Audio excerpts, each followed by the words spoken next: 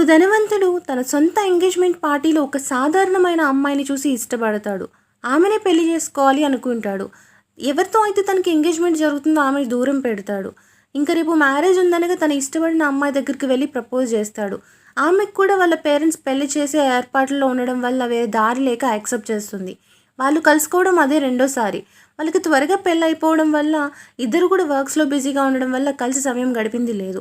అయితే ఆమె అనుకునేది ఈ పెళ్లి రూపంలో నేను కేవలం అతని బిజినెస్లో ఒక పావుని మాత్రమేనేమో అని.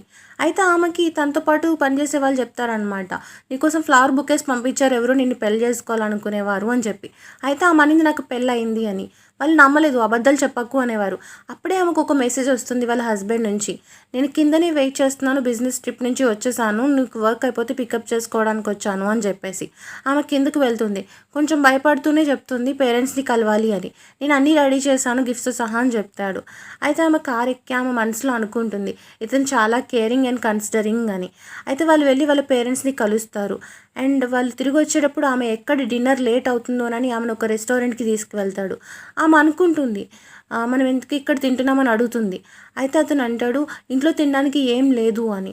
అయితే అప్పుడు ఆమెకి ఇష్టమైన ఫుడ్ అంతా కూడా తీసుకొచ్చి అక్కడ పెట్టడం చూసి అప్పుడు ఆమె అర్థం చేసుకుంటుంది, ఇతను నన్ను ఎంత ఇష్టపడుతున్నాడా అని మనసులో అనుకుంటుంది అనమాట.